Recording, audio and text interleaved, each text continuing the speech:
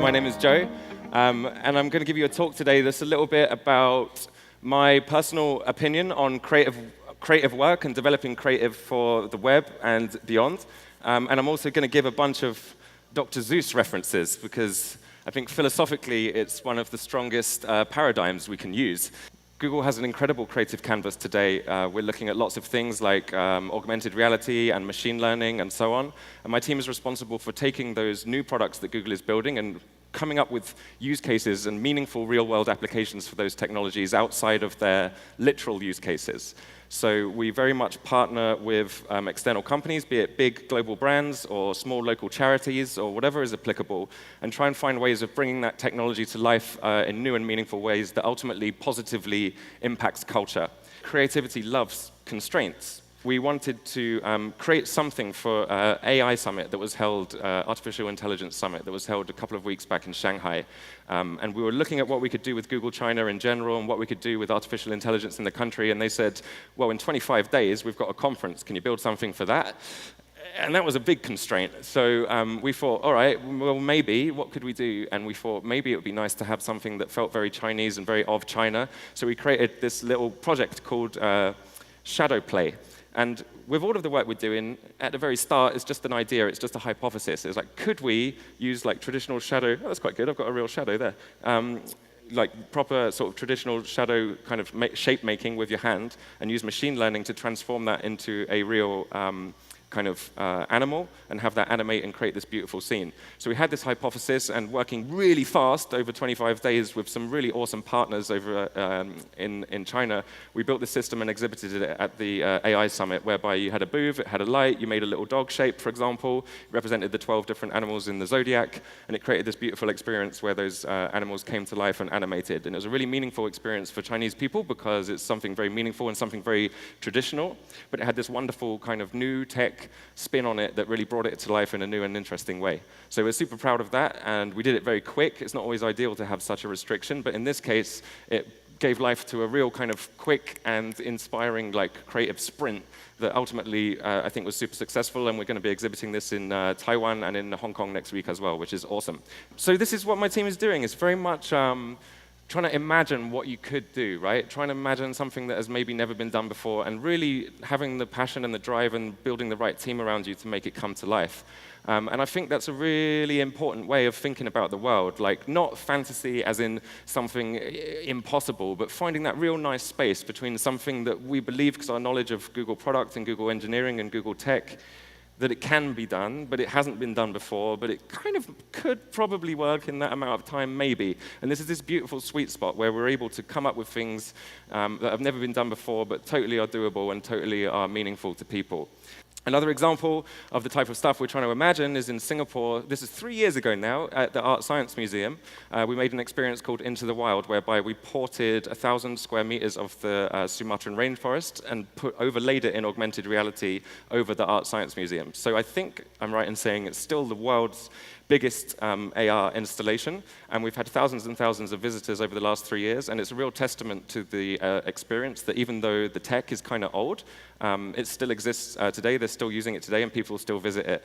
And the wonderful thing in this piece of work is that throughout the experience, you go and explore and you learn about endangered animals in the rainforest, and when you get to the end of the experience, you kind of find this little seed, and you kind of plant the seed, and this tree grows in augmented reality within the space. And what we did is when that tree grows in augmented reality in the space, we also planted a tree in the rainforest in real life. And over the course of the 3 years, we've actually begun to make a small contribution to rebuilding the rainforest, and a lot of the endangered animals that you learn about in this experience have started to come back, which is really, really awesome, and something we're really, really proud of, and something that we hope will continue, and we'll continue to be able to improve that situation in that way. In Manila, we did a really cool project in combination with Nike, whereby we innovated a bunch of basketball courts in some of the poorer areas in Manila, and we basically used machine learning to build a kind of coaching program and a YouTube system whereby it basically meant the user had to not use any data to get a bunch of YouTube videos sent to them so they could learn and train basketball when maybe they didn't have access to coaching.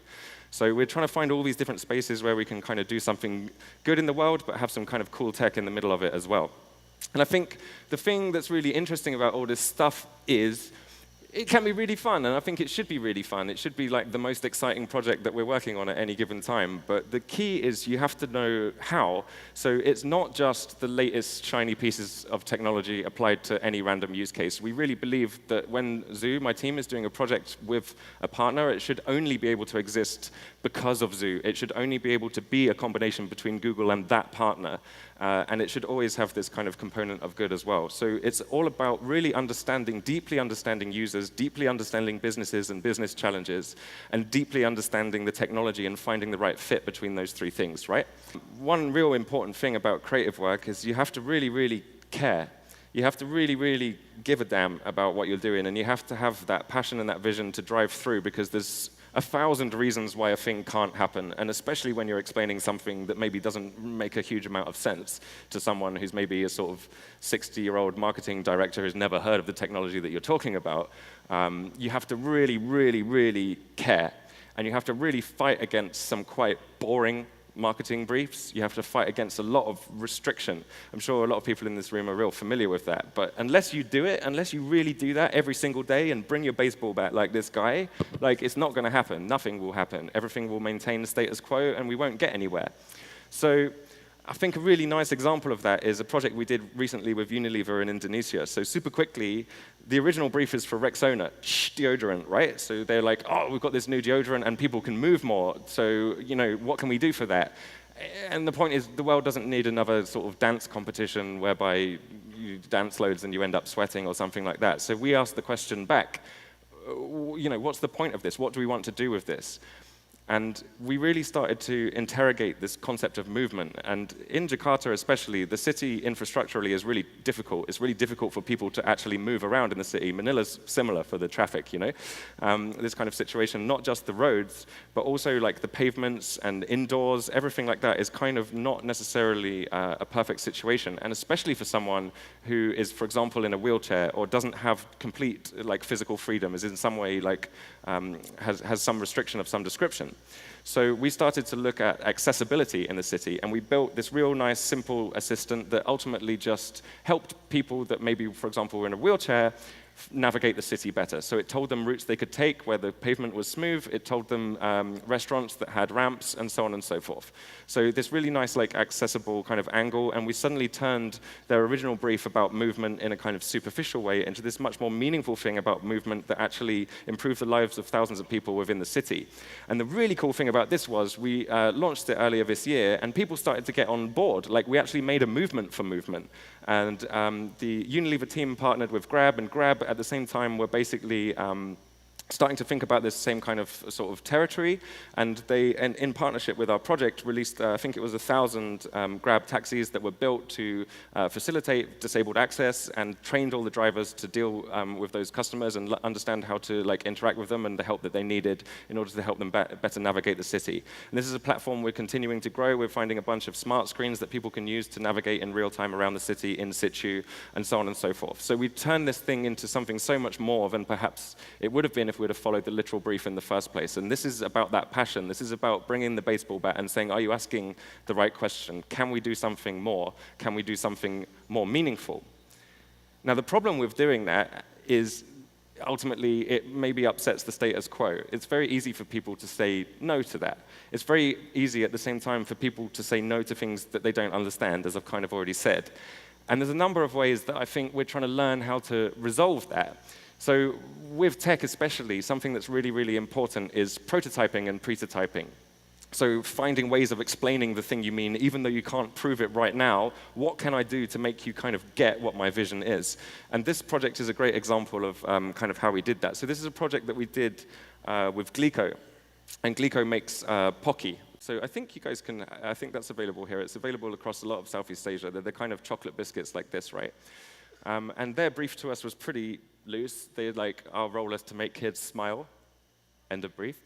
And so we were sort of thinking, all right, that's good. And so what could Google's role in that be? And actually, we go through this process internally where we like rewrite the creative brief. I'm sure lots of people have similar processes, but it's really important for us to be able to articulate back to our kind of potential partners what it is that we think the opportunity is, and match that to a business challenge and match it to their overall brief, sure, but actually take that and do something much more and much more meaningful with it. So with Glee Code, we created a project called Glee Code, which is a good pun that you can get away with sometimes, even though the language barrier doesn't always work. And basically, our mission was to turn every packet of Pocky into a coding lesson. So what we did is basically initially we took every packet of, it's going to play in a second, potentially, there. Every packet of Pocky, Bisco, and Almond Peak, they're 3 different candies that Glee Code make, and turn them into these coding lessons. So ultimately, the kid laid out the candy in different sequences, and the different sequences or orientation of the candy corresponded to literal blocks of code that then affected a game world. And our intent was they could maybe have their first entry into learning about computer science and coding and become interested in that. So the way it worked is you basically opened a little app, and you controlled this character. He's a big caramel fat blob called Hug Hug, or Hagu Hagu in kind of Japanese.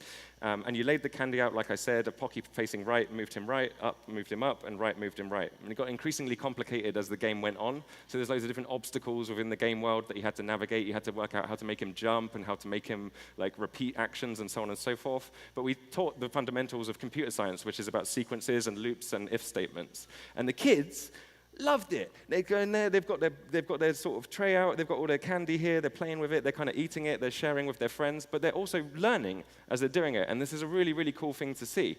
Now, this is the kind of thing that's really hard to explain to like a company like Glee Code that are pretty traditional in a lot of ways, so we had to prototype and test a lot.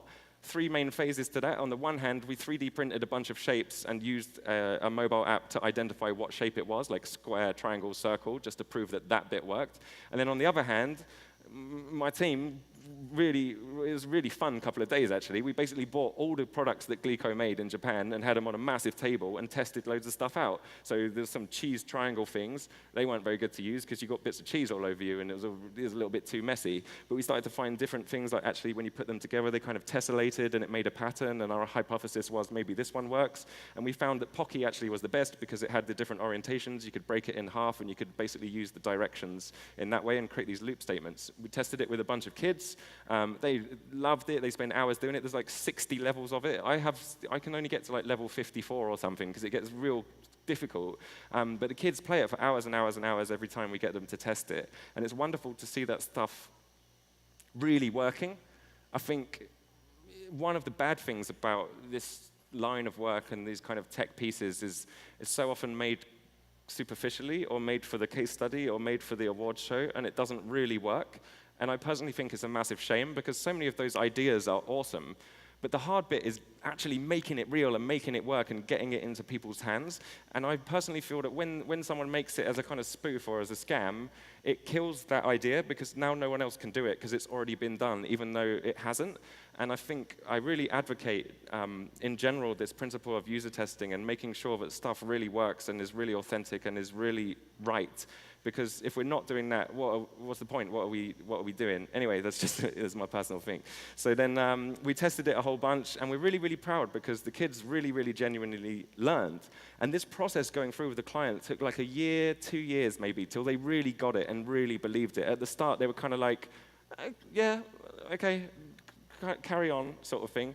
But when we start showing them the kids, when we start showing them learning, when we start showing the impact that it's having, they really start to get it, and they really start to believe in it. And we actually now have made an English language version. We exhibited it at South by Southwest Edu. We won a bunch of awards for it in the end, which is cool.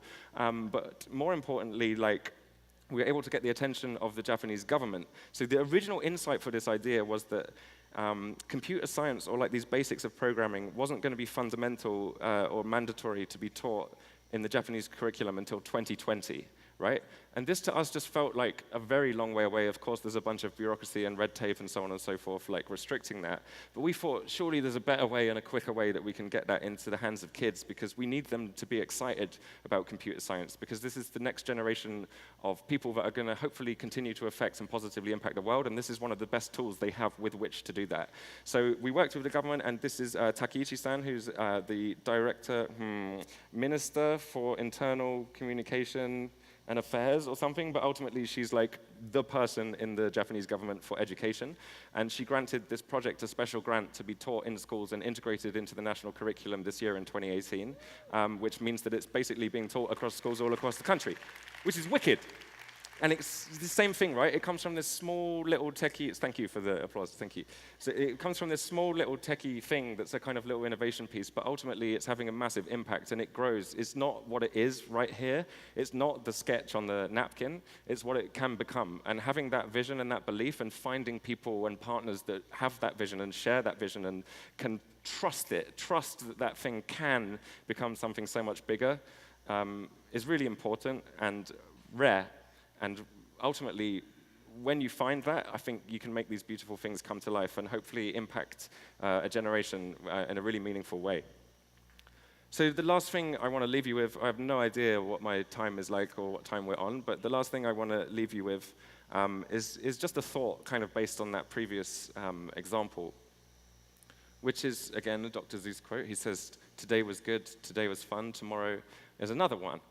And it's to say, you know, what we're doing today is great, but what are we doing to build for the future? So something like Glee Code, it's got that cool little activation, but it's so cool to me because it's in its third year now, and it's going to keep continuing to grow, I think. The team is still like making the platform better, making the back-end system that like recognizes the different candy, making that better and improving it all the time so it works better in worse and worse light conditions, or for example, starting to explore how we can use different things, not just candy, but for example, if we're trying to take that into maybe like, for example, rural India and like the examples that I showed you before, like what could we use that those guys have to teach them these kind of fundamentals and ultimately build this out as a kind of platform to teach more and more people. So what's like the next thing? Always, what is the next thing and what are we building that actually impacts the future of what we're doing? What are we doing for tomorrow? And I believe we have that responsibility, and I believe we can build that into the work that we're doing and make that core to the way we think about the work that we're doing. So this last example I'll show you is the first project that I did when I moved over to this team like four or 4.5 years ago now. And it's a project, again, with Unilever in Japan. They were releasing the cherry blossom sakura limited edition variant of the shampoo, right? So it's a PR-y type thing. It's a relatively superficial thing. It's nice. It smells lovely. It's nice. It lathers well, whatever. But it's, you know, it is what it is. And typically they would promote this activity with like, I don't know, the girls dressed up in pink during Hanami and giving out the sachets or whatever, this kind of activity, which is totally fine. But we were speaking with them and we were trying to think of something we could do that was a little more interesting. And so we had this initial concept. At the time, this is 4 years ago now, like I say, at the time, Google Street View had just released the depth API in Street View, which meant that it could like judge depth, so judge perspective within Street View, which is a really interesting thing.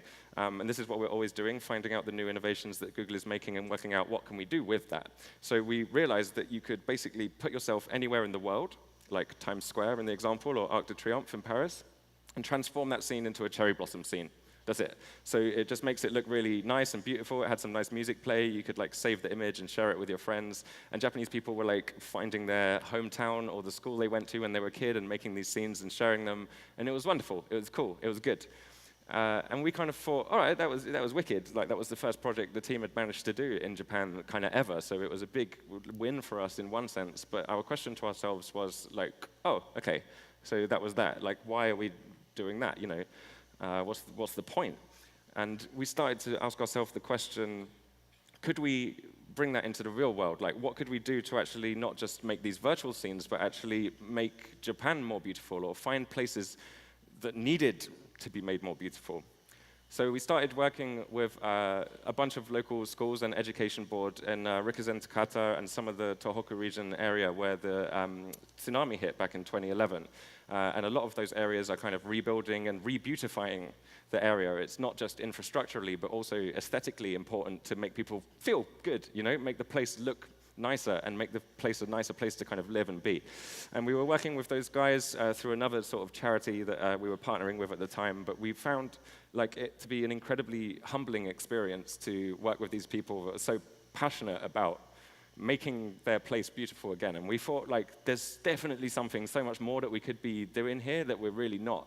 So we worked with these guys. Oh, and this is Abe-san, the Prime Minister of Japan. He's shaking my hand. That was pretty cool. So he came along, and we were working with those guys, like, can we plant these virtual trees in real life? Can we do something to really make a difference to a place that is really meaningful and important to Japanese people? At the time, it was the 5-year anniversary of the tsunami, and we were lucky enough to be able to partner with those guys and really learn about their challenges and ultimately make a massive difference in that area. It really is meaningful because 4 or 5 years later, now Unilever in Japan, every time they're promoting that, is actually putting all of that money into that charity. Every year, Googlers and Unilever people are going to actually physically help plant those trees. They're still directly promoting at point of sale. You don't like get some bullshit, oh, excuse me, I've done so well. I've done so well. You don't get some arguably superficial experience where you get, whatever. You go straight directly to the website that's all about this charity, and you can donate through that. Still, 10 yen from every bottle sold goes to them. And it's just wicked because all of the team that are working in Unilever, like, excuse me, like the young grads coming in, they're like, this is amazing, So, excuse me, sorry, it's wicked. Yeah, the young grads coming in, they just can't believe that's their job. So it's cool, and we're real proud of it. So anyway, sorry. I think I wanted to conclude by saying, like, if we're a room of creatives and a room of creators and a room of marketeers, like, don't underestimate what we can do, And let's just try and, I guess, do a better job of doing stuff that not only is meaningful to business, and of course that side of everything is important, and of course meaningful to technology, and of course that side of it is important, but let's do stuff that is meaningful to culture. And yeah, let's just keep that and go for it. Thank you.